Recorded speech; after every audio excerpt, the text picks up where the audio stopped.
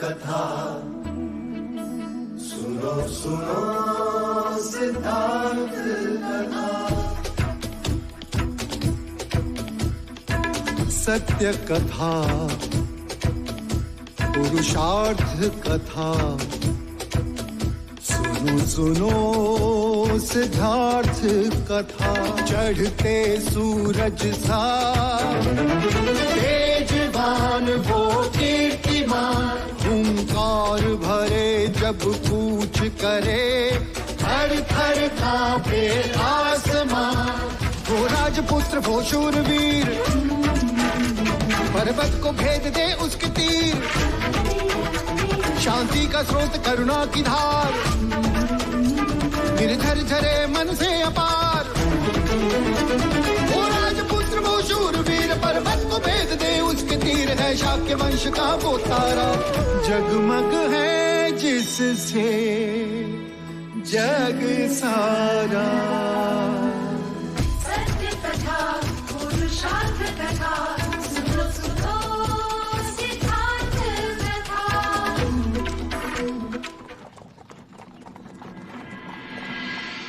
रुक जाइए।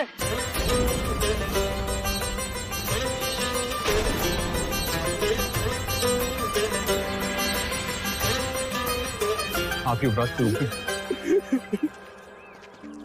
युवराज युवराज युवराज हमें जाना चाहिए, इनके परिवार की बात, हमें मंदिर भी जाना है ना।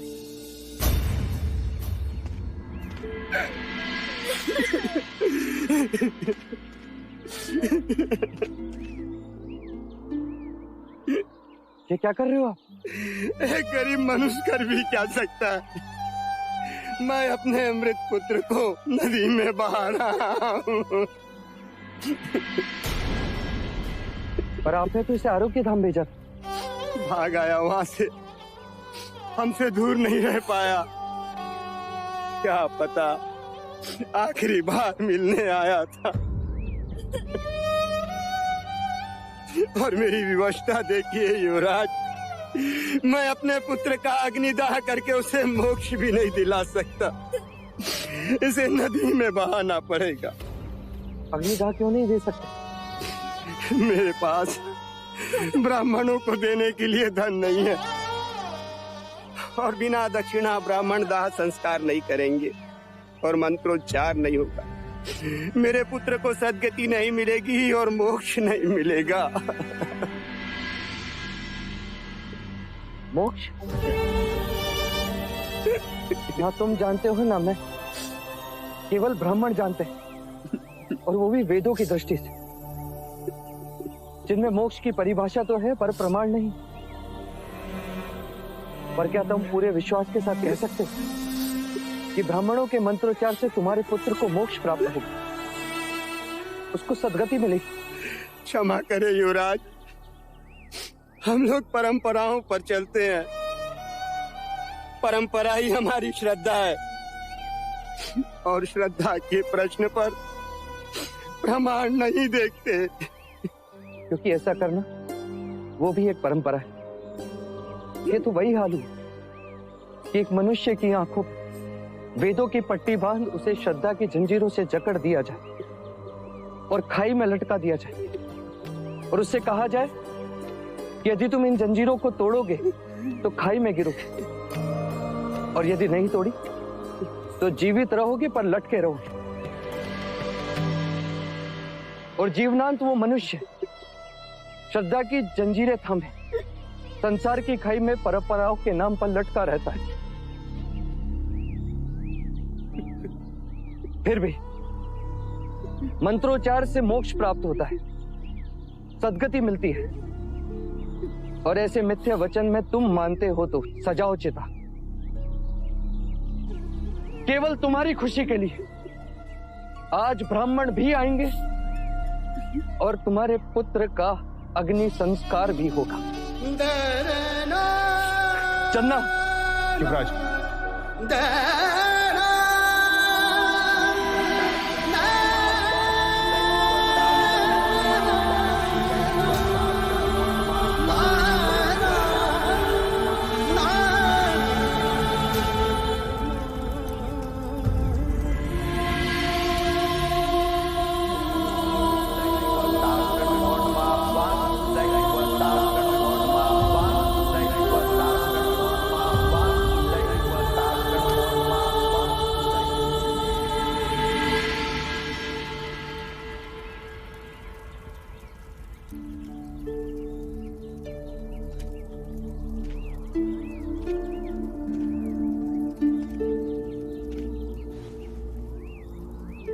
चिता राख हो गई।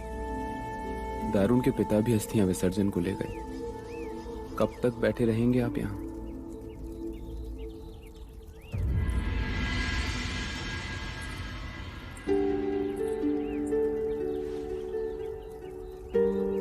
क्यों होती है जीवन के प्रति इतनी घृणा? क्यों उठते हैं प्रश्न? यदि जन्म से मृत्यु की ओर दौड़ना है, तो जन्म ही क्यों लेते हैं हम? पंच महाभूत का ये शरीर क्यों राख हो जाता है? क्यों वैराग से मन बढ़ जाता है? क्यों सारा संसार मिथ्या लगने लगता है? इसे विषाद योग कहते हैं युवराज। जब भी यम अपने अधिकार का उपयोग करता है, इस योग का जन्म होता है। जब भी मृत्यु होती है, मन विषाद से भर जाता है। परंतु ये योग क्षणिक होता है। कुछ दिन ये सब उसे याद करेंगे और फिर भूल जाएंगे। कुछ दिनों बाद दारुण भी अपने बड़े भाई को भूल जाएगा। यही संसार का चक्र है। कुछ दिनों पहले वो था, अब नहीं। कुछ दिनों तक हम रहेंगे, फिर नहीं। युवराज, मनुष्य को व्यवहारिक बनना चाहिए। मृत्यु से ना सूरज चांद का उगना बंद होता है, ना बादल का बरसना। प्रकृति का नियम है, फूल खिलते हैं, मुरझाते हैं, फिर कोपलें फूटती हैं। बादल बरसने को ही जन्म लेते हैं और बरसने के बाद उनका अस्तित्व नहीं रहता। फिर नया बादल बनता है, फिर बारिश होती है। पर जगत रुकता नहीं, वो चलता है। अब हम भी चलें? हाँ, हम भी चलते, यहां से दूर। कल प्रातःकाल ही मैं आपको दूसरे शाक्य प्रदेश ले जाऊंगा। ऐसी जगह ले जाऊंगा कि नहीं चंदा, हम कपिलवस्तु वापस चलेंगे।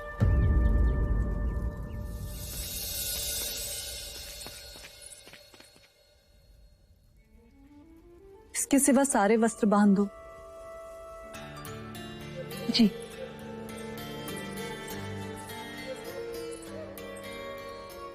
चन्ना ने कहा है कल प्रातःकाल हम यहाँ से प्रस्थान करेंगे।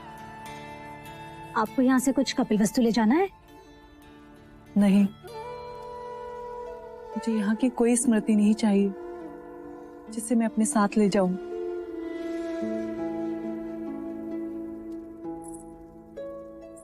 युवराज की तरफ आपका मन भी अप्रसन्न है। एक सुझाव दूं, युवराज को ये शुभ समाचार दे ही दीजिए, फिर देखिए कैसे उदासी दूर हो जाती है। रात में भी दिन निकल आएगा। लोशिका, इस समय वो जीवन के आनंद का नहीं, जीवन के दुख का अनुभव कर रहे हैं। इस समय उन्हें ये समाचार दूंगी तो उनके चेहरे पर वो आनंद ना होगा जो मैं अपनी संतान के लिए देखना चाहती हूँ।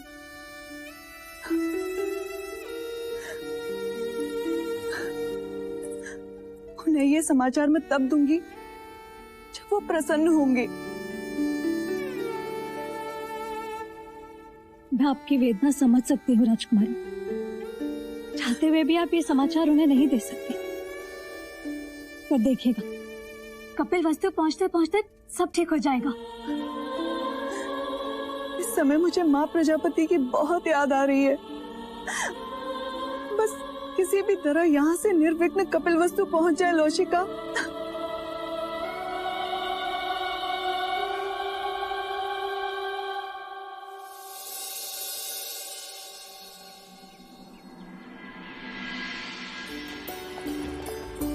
देखो इन शिखरों, इन वृक्षों को, क्या सोचते होंगे? क्या कुछ नहीं देखा होगा गोपाइनों ने? फिर भी ये इतना शांत कैसे रहते होंगे? और हम मनुष्य रुक जाओ, मत करो इतना अत्याचार। मत करो पर इतना अत्याचार मत करो। ईश्वर हमारी रक्षा करो ईश्वर, परिवार का निर्वाह कैसे करूंगा? ठहरो, क्या अपराध है इसका? तुम्हारा क्या अपराध है? कुछ नहीं। तो फिर क्यों अकारण बीच में आकर अपराधी बन रहे हो? भूख लगी है तो खाना खाओ, कोड़े खाने पर क्यों तुले हो? तुम जानते हो तुम किससे बात कर रहे हो? जो भी हो, हमारे पास राजा तपोधन का आदेश है। ये शाक्य गणराज्य के महाराज शुद्धोधन के पुत्र युवराज सिद्धार्थ हैं। क्षमा युवराज। युवराज, कहो क्या है ये सब? क्षमा करें युवराज, राजा तपोधन का आदेश है कि सारे व्यापारियों से कर वसूला जाए। युवराज, वो कर तो ये हमसे पहले ही ले जा चुके हैं। ये अतिरिक्त कर है। युद्ध के कारण राजकोष को भारी क्षति पहुंची है। बंद करो ये अतिरिक्त कर लेना। किसानों से लगान लेते हो, व्यापारियों से कर लेते हो, गरीबों से उनकी रोटी छीनते हो। जब प्रजा ही नहीं रहेगी तो राज किस पर करोगे? कह देना राजा तपोधन से कि युवराज ने विनती की है, ना माने तो आदेश भी मिल जाएगा। उठाकर रखो ये बोरिया जहां से उठाई थी। युवराज सिद्धार्थ की, युवराज सिद्धार्थ की, युवराज सिद्धार्थ की, युवराज सिद्धार्थ की, युवराज सिद्धार्थ की, युवराज सिद्धार्थ की, युवराज सिद्धार्थ की, युवराज सिद्धार्थ की, युवराज सिद्धार्थ की, युवराज सिद्धार्थ की, युवराज सिद्धार्थ की, युवराज सिद्धार्थ की, युवराज सिद्धार्थ की। क्या ढूंढ रहे हो युवराज? महादेवी प्रजापति को? ना, माँ को।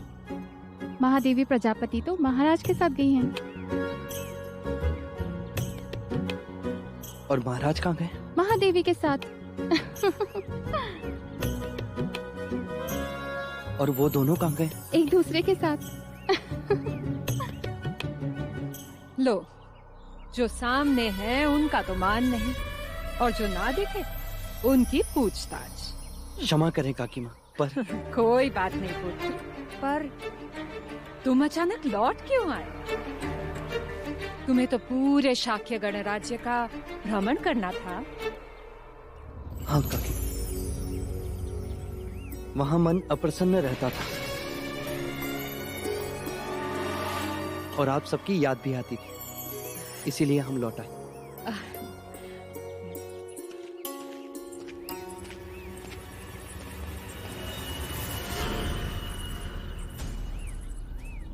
अभी तो बात टाल दी है, लेकिन अगर फिर से महाराज के बारे में पूछा तो क्या उत्तर देंगे?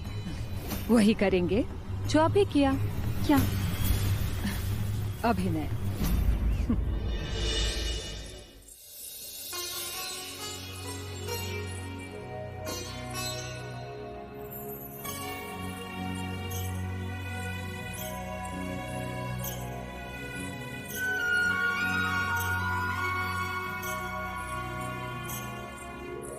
क्यों अकारण चक्कर लगाकर अपने पैर दुखा रही हो? पैर कहाँ, पेट दुख रहा है। किस कारण? ऐसा क्या खा लिया तुमने? एक बात। बात? कैसी बात? वही जो आपके पेट में है। इतनी बड़ी खुशी की बात आप अपने उदर में कैसे छुपा सकती हैं राजकुमारी? मेरा तो मन कर रहा है कि मैं थाली बजा बजा कर पूरा महल घुमाऊं, गगन ढोल बजाऊं जिसे सारा नगर जान जाए, और महाराज और महादेवी जहाँ कहीं भी हो हवा पे सवार होकर आपके पास चले आए। बोलिए, बता दूं? क्या बताना चाहती हो लौशिका?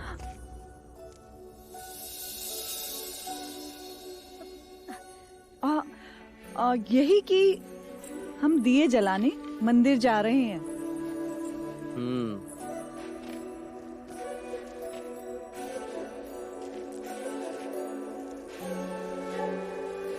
तीन दिए? ये किस लिए गोपा? पहला, हम यहाँ से सब सकुशल पहुँच जाएं, इसलिए। और दूसरा दीपक, हम वहाँ से सकुशल लौट आए इसीलिए। और ये तीसरा दीपक,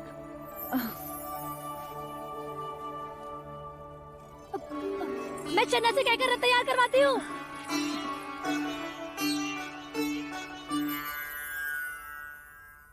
तुमने बताया नहीं गोपा, ये तीसरा दीपक किस लिए? आप बताओ तो मानू।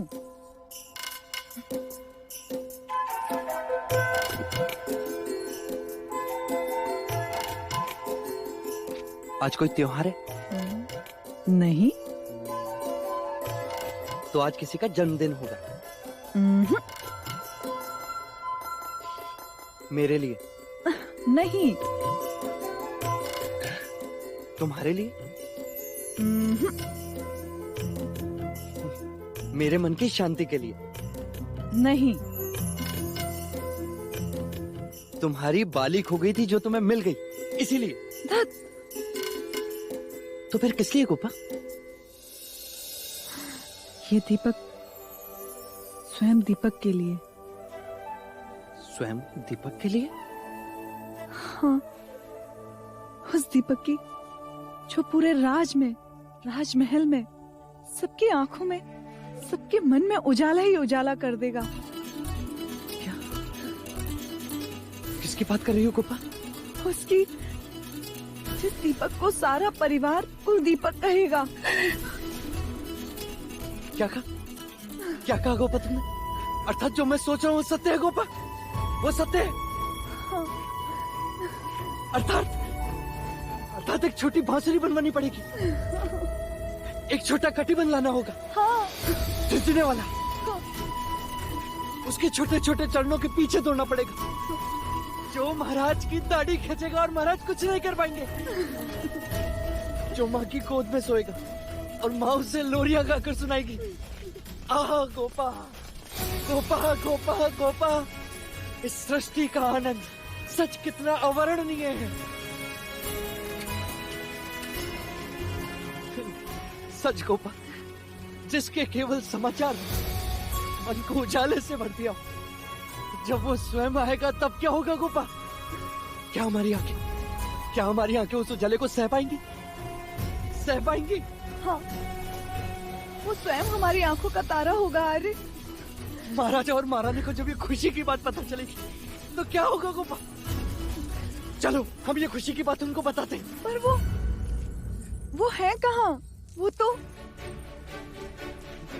पर मैं उन्हें ढूंढ लूंगा। कैसे? वो तो महाराज की आज्ञा थी, इसीलिए मैंने कुछ पूछा नहीं। लेकिन मैं जानता हूँ गोपा, उनकी अनुपस्थिति का कारण मंजली काकी और मंजली काको को अवश्य पता होगा। मैं अभी पूछ कर आता हूँ। और मैं कह देता हूँ गोपा, सबसे पहले ये खुशी का समाचार हम माँ को सुनाएंगे। माँ बहुत खुश होगी, बहुत खुश होगी माँ।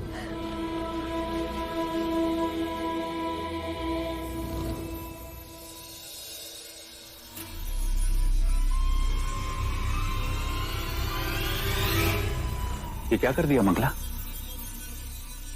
क्या हुआ? पैरों के नुपुर को शीश का आभूषण बना दिया।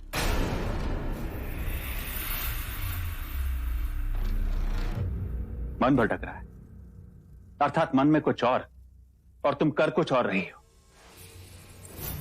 पर ये सोचने वाली बात तो है ही। सच, मन सिद्धार्थ के आगमन से विचलित है, चिंतित है। कब नहीं था? संन्यास की इच्छा रखने वाले घर परिवार से दूर भागते हैं, भीड़ भाड़ से दूर एकांतवास में रहना पसंद करते हैं। परंतु ये सिद्धार्थ है कि घर वापस आ गया और वापस आकर कहता है, आप कैसी हैं काकी माँ? आप लोगों की बहुत याद आ रही थी। याद आ रही थी। अब तो जब जब उसके मुंह से काकी माँ सुनती हूँ, ऐसा लगता है कि जैसे स्वयं दुर्भाग्य बोल रहा हो। काकी माँ,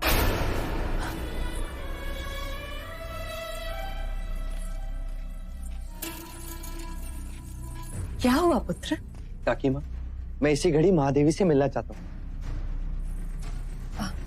ऐसी कौन सी विपदा आन पड़ी जो हम नहीं सुलझा सकते? विपदा नहीं काका, घोषणा को। घोषणा? हाँ, समाचार खुशी का है, पर मैं चाहता हूँ कि सबसे पहले ये समाचार माँ सुने। बताइए ना, माँ कहाँ है? रोहिणी नदी के तट पे। रोहिणी नदी के तट पे? हाँ, कुछ पूजा पाठ करने गए हैं, कदाचित तुम्हारी मनोशांति के लिए। आज्ञा काकी माँ, मैं चलता हूँ, उन्हें साथ लेकर ही लौटूंगा। और हाँ, लौट कर आते ही बड़ी खुशी का समाचार दूंगा। अवश्य। ये क्या कर दिया मंगला? महाराज ने किसी को बताने से मना किया था। ऐसा कौन सा अपराध कर दिया मैंने आर्य? उनके पुत्र को ही तो बताया, और किसी को तो नहीं। पर उन्होंने ये बात सिद्धार्थ से कई वर्षों से छुपा कर रखी थी। आज सत्य को उजागर हो जाने दो आर्य। माता पुत्र को दूर करने का यही तो एक मार्ग था। युवराज को पता चल जाए कि उसको जन्म देने वाली माँ प्रजापति नहीं, कोई और है। उससे क्या उपलब्ध होगा? आप नहीं समझेंगे आर्य। आंखें बड़ी करके सोचिए। अटूट संबंध को तोड़ने की यही एक युक्ति है, संदेह। मैंने तो रोहिणी नदी में कंकड़ डाल दिया है। अब देखिएगा, तरंगे दूर तक जाएंगी।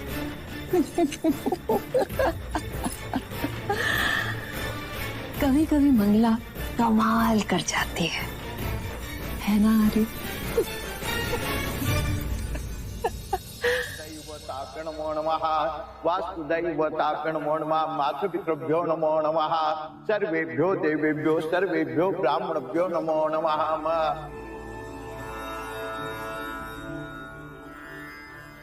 क्या सोच रही हो देवी? न जाने क्यों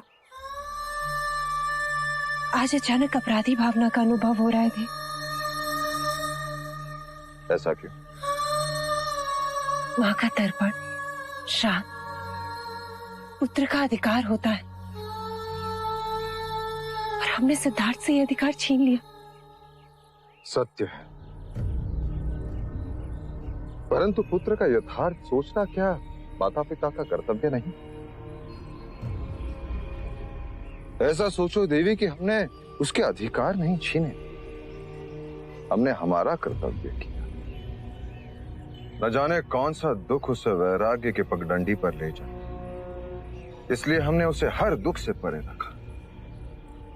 हम अपराधी नहीं। हर क्षण यही भय लगा रहता, किसी दिन उसने जान लिया तो क्या होगा? क्या है वो ये दुख सह पाएगा? क्या सत्य जानकर वो हमें क्षमा कर पाएगा? दे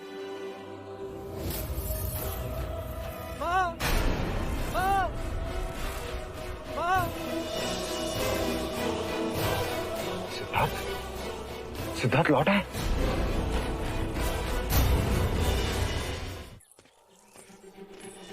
सिद्धार्थ, देव, देव, सिद्धार्थ यहाँ आ रहा है।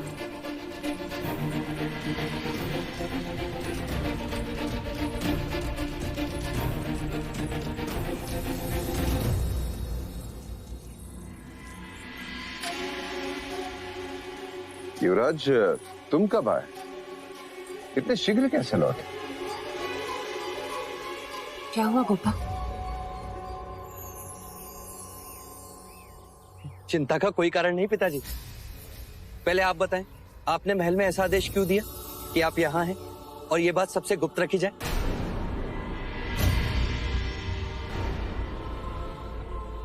इसलिए कि राजनीति हमारा पीछा न करे, अन्यथा महामंत्री उदयन राजनीतिक समस्या लेके हमारा पीछा छोड़ते ही नहीं। पर ये गुप्त पूजा है किस लिए माँ?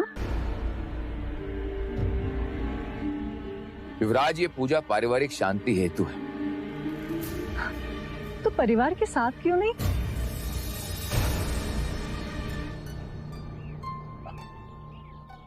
अब आप दोनों आ ही गए हैं तो परिवार भी पूर्ण हुआ। तो ठीक है, पहले पूजा समाप्त कर ली जाए। इसका फल एक समाचार के रूप में आपको तुरंत मिलने वाला है। कैसे समाचार? पहले पूजा पूर्ण कर ले, फिर बताऊंगी।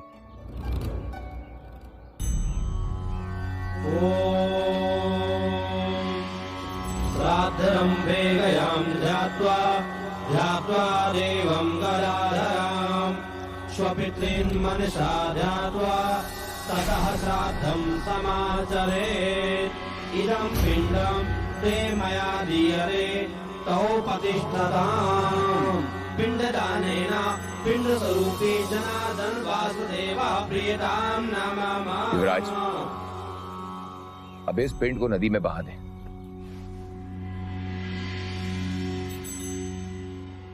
पिंडदान? क्षमा करें कुलगुरु, ये श्लोक, ये पिंडदान विधि, ये तो तर्पण पूजा है।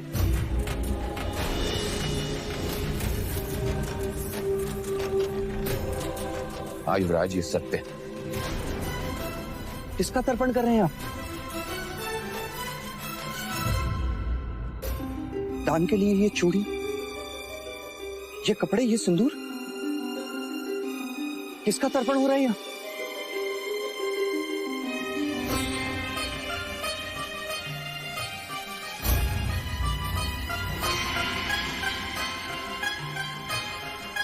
तुम्हारी माता का। महादेवी,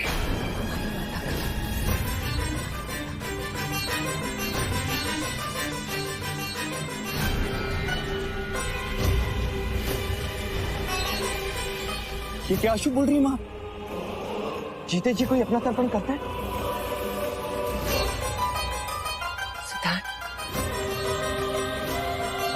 हमने बहुत प्रयत्न किया कि तुम्हें इस दुख से दूर रखें, पर अब तुम बड़े हो गए, तुम समझ सकोगे। माँ, क्या समझ सकूंगा मैं? सिद्धार्थ, मैं तुम्हारी जननी नहीं,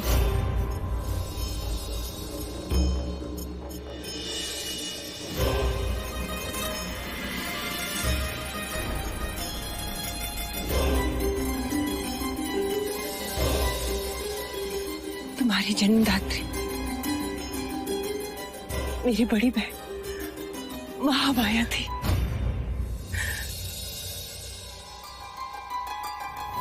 तुम्हारे जन्म के 7 दिन बाद चल बसी। मैं तुम्हारी जननी नहीं, तुम्हारी पालक माता।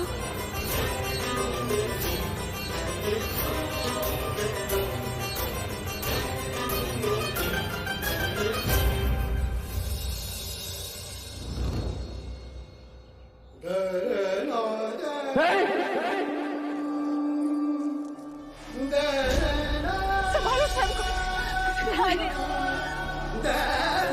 अरे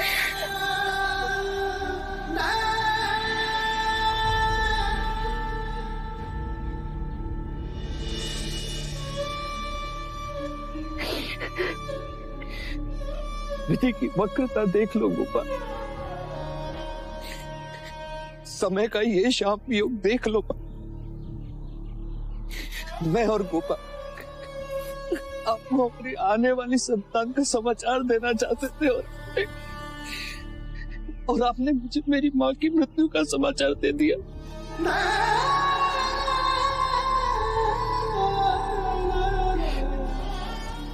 मनुष्य कितना असहाय और काल कितना बलवान।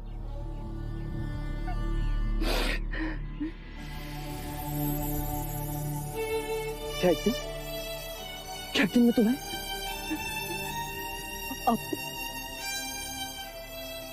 आपको भी खो दूंगा।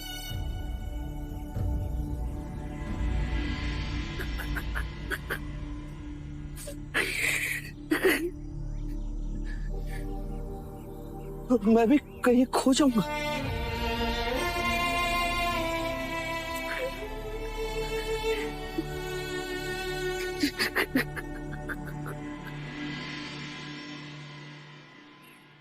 मंगला,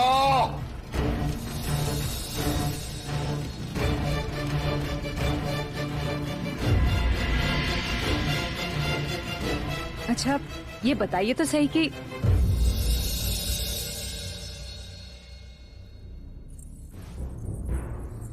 मुझे लगा कि आपके भाई हैं, आप हैं वो भी ठीक है।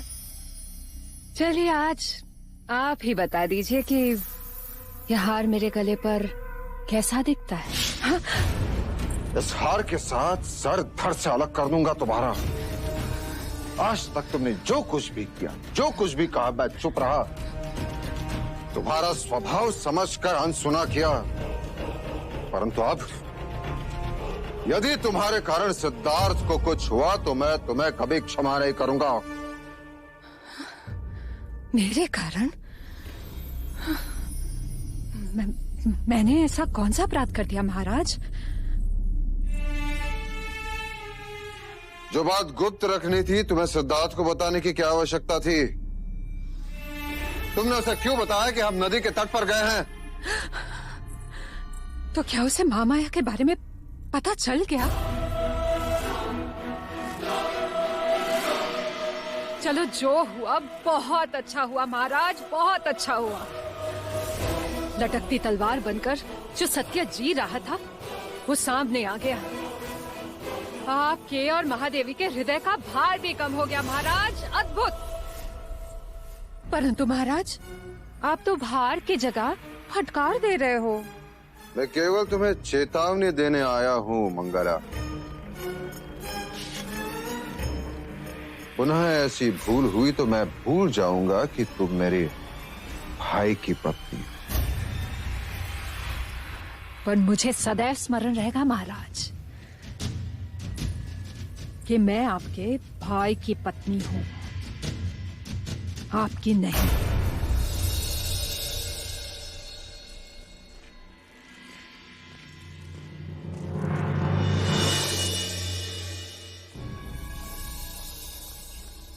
ये सिंदूर, ये आदि शक्ति का प्रसाद है।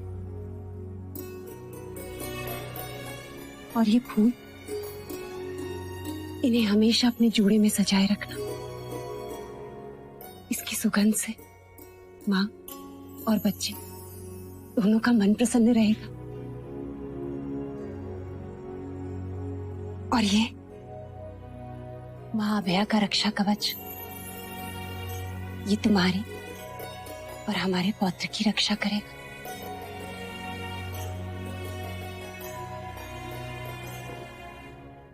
और ये गहने, इन गहनों की क्या आवश्यकता है माँ? क्यों नहीं, तुमने कपिल वस्तु के भविष्य के शुभ समाचार दिए। हमारे पुत्र को अपने प्रेम से बांधकर वैराग्य की ओर जाने से रोका। ये गहने बधाई के हैं।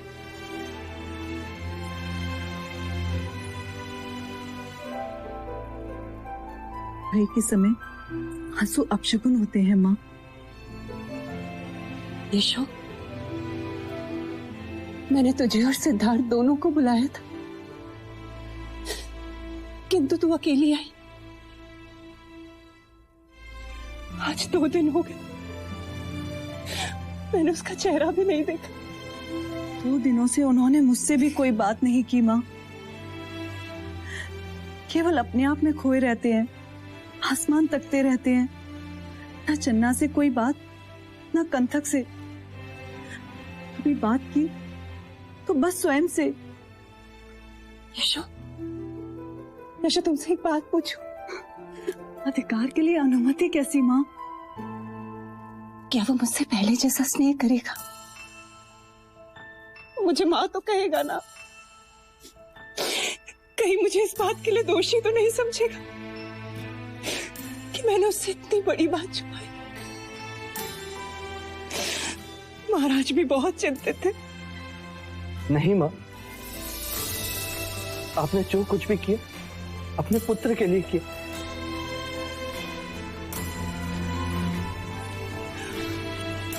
सिद्धार्थ,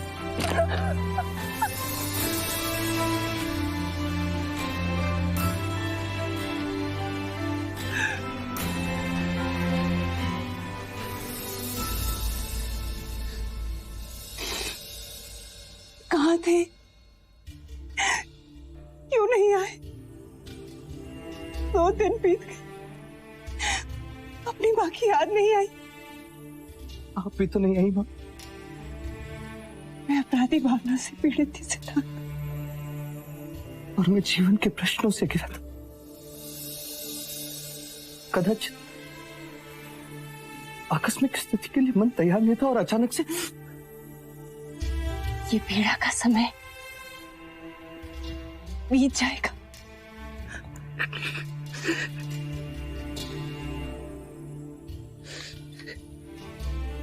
आपसे कुछ कहना चाहता हूँ माँ। कहो पुत्र। मैं माया का अंश अवश्य हूं, पर आपके बिना अधूरा हूं।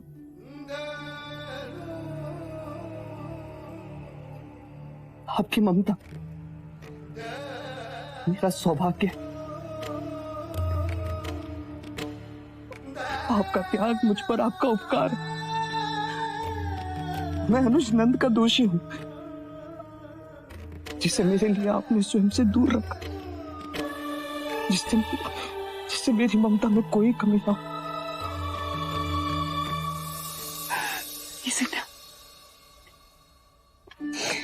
कोई माता पिता अपने पुत्र पर उपकार नहीं करते,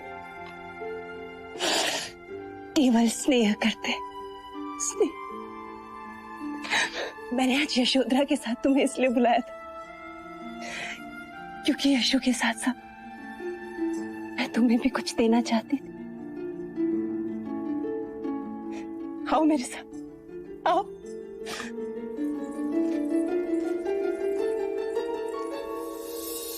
ये देखो, ये माया दीदी की स्मृतियां हैं। मैंने तुम्हारे लिए संभाल के रखी थी।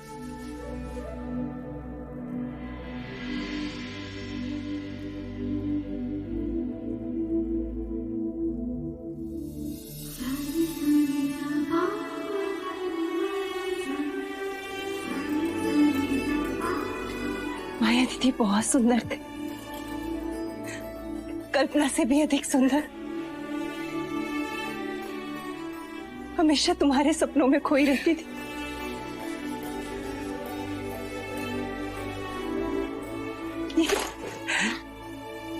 ये तुम्हारे बचपन का खिलौना है सिद्धार्थ।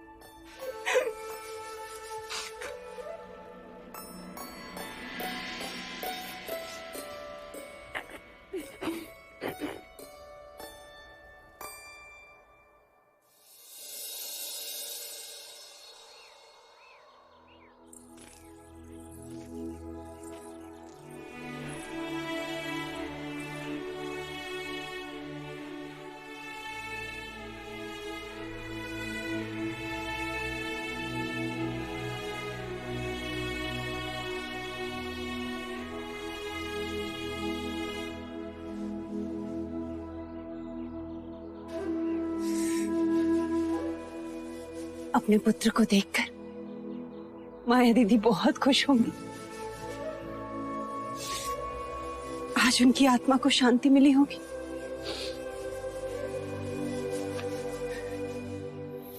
माँ, आपको मैंने देखा नहीं, सुना नहीं, पर आपकी धुन सुनी। आपको बांसुरी सुनना प्रिय था, बेधुनी मेरा आपको तर्पण।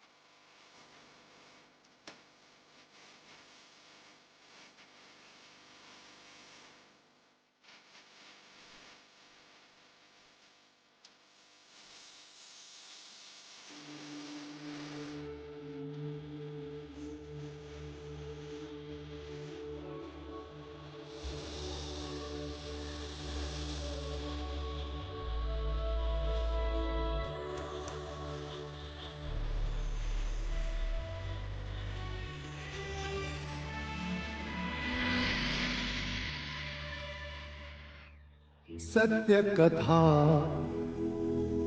पुरुषार्थ कथा, सुनो सुनो सिद्धार्थ कथा।